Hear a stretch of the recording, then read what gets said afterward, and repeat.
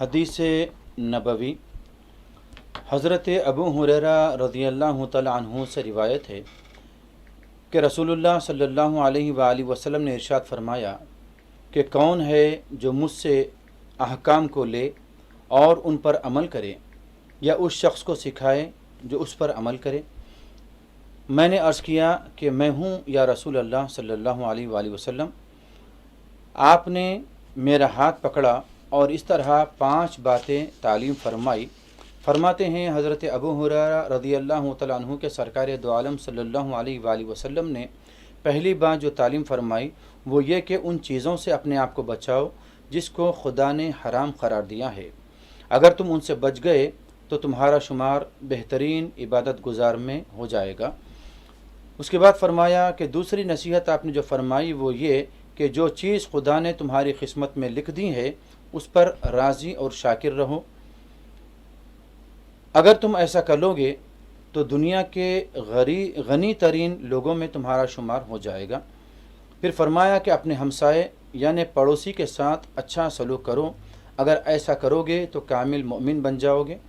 پھر فرمایا کہ جو چیز تم اپنے لیے پسند کرتے ہو دوسروں کے لیے بھی ویسے ہی پسند کرو، اور اگر تم ایسا کرو گے تو کامل مسلمان بن جاؤ گے۔ اور 5ویں نصیحت سرکار دو عالم صلی اللہ علیہ وآلہ وسلم جو فرمائی، جو تعلیم آپ نے 5ویں نمبر پر دی وہ یہ کہ زیادہ نہ ہنسنا، اس لیے کہ زیادہ ہنسی دل کو مردہ کر دیتی ہے۔ اس کی روایت امام احمد اور ترمذی نے کی ہے۔ ناظرین، یہاں آپ نے سنا کہ پہلی جو بات بتائی گئی وہ یہ کہ اپنے آپ کو ان تمام چیزوں سے بچاؤ کہ جن کو اللہ تبارک و تعالیٰ نے حرام کر دیا ہے، اور فرمایا گیا کہ اگر ان تمام چیزوں سے بچ گئے جن کو اللہ نے حرام کیا ہے، اگر اس سے بچ گئے تو پھر عبادت گزار میں، یعنی صرف عبادت گزار ہی نہیں بلکہ فرمایا گیا بہترین عبادت گزار لوگوں میں تمہارا شمار کر دیا جائے گا۔ واقعی ایک مسلمان کے لیے، ایک مومن کے لیے لازمی اور ضروری ہے کہ وہ اللہ تبارک و تعالیٰ کی تمام حرام کردہ چیزوں سے مکمل طور پر اپنے آپ کو بچا لے۔ پھر اس کے بعد دوسری چیز جو فرمائی گئی وہ یہ کہ اللہ تبارک و تعالیٰ نے جو چیز قسمت میں لکھ دی ہے اس پر راضی اور شاکر رہنا چاہیے۔ آج آپ ہم سبھی جانتے ہیں کہ ہم میں سے بہت سے لوگ ایسے ہیں کہ جو قسمت کے لکھے کو نہیں مانتے، اور اگر مانتے بھی ہیں تو جس طریقے سے اس کو ماننا چاہیے ویسا نہیں مانتے، بلکہ کہیں نہ کہیں ناشکری کا اظہار ہوتا ہے اور دوسروں کی طرف ہماری نظر ہوتی ہے۔ ایسا نہیں ہونا چاہیے، بلکہ اللہ نے ہم کو جو کچھ دیا ہے اس پر ہم راضی اور خوش رہیں۔ فرمایا گیا کہ اگر تم راضی رہنا سیکھ گئے اور شکر کرنا سیکھ گئے تو پھر تمہارا شمار غنی ترین لوگوں میں کر دیا جائے گا، یعنی اللہ تبارک و تعالیٰ تم کو دنیاوی امور سے بے نیاز ہی فرما دے گا۔ پھر تیسری بات بھی بہت اہم ہے کہ پڑوسیوں کے ساتھ اچھا سلوک کیا جائے، بہترین سلوک کیا جائے۔ یہاں تک کہ یہ بتلایا گیا کہ پڑوسی کے ساتھ بہترین سلوک کرنے والا مومن شمار کر دیا جاتا ہے، کامل مومن بنا دیا جاتا ہے۔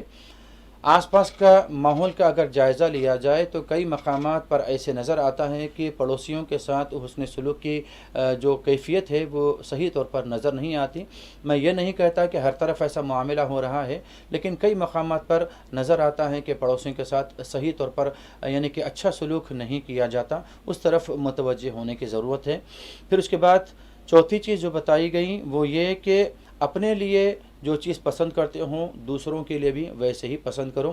ہمارے پاس کچھ لوگ ایسے ہیں جو اپنے لیے جو پسند کرتے ہیں وہ دوسروں کے لیے پسند نہیں کرتے، اور خود کے لیے تو عمدہ سے عمدہ شے پسند کرتے ہیں، اور سامنے والے کے لیے جو چیز اتنی خاص نہیں ہوتی، کچھ بہتر نہیں ہوتی، ایسے چیزوں کو دوسروں کے لیے ہم رکھ دیتے ہیں۔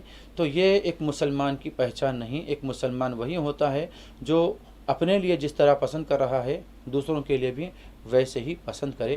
آخری بات بھی بہت اہم بتائی گئی۔ یوں تو ہر بات ہی اہم ہے، لیکن آخری بات کے متعلق یہ فرمایا گیا کہ زیادہ نہ ہنسنا، کیونکہ زیادہ ہنسی دل کو مردہ کرتی ہے۔ اب علماء اکرام اس سلسلے میں یہ فرماتے ہیں کہ دل کو مردہ کرنے کا مفہوم یہ ہے کہ زیادہ ہنستے رہنے سے آدمی کا قلب اس طریقے سے سخت ہو جاتا ہے کہ اس پر کوئی اچھی چیز اثر نہیں کرتی، کوئی نیک بات اس پر صحیح طور پر اثر نہیں کرتی، یہ زیادہ ہنسنے کی وجہ سے ہوتا ہے۔ بہرحال سرکار دو جہاں صلی اللہ علیہ وآلہ وسلم کی ہر بات میں حکمت ہے، اور ہماری کوشش یہی ہونی چاہیے کہ آقا دو جہاں صلی اللہ علیہ وآلہ وسلم کے بتلائے ہوئے راستے پر چلیں، تاکہ دنیا اور آخرت میں کامیابی اور کامرانی کا حصول ہو جائے۔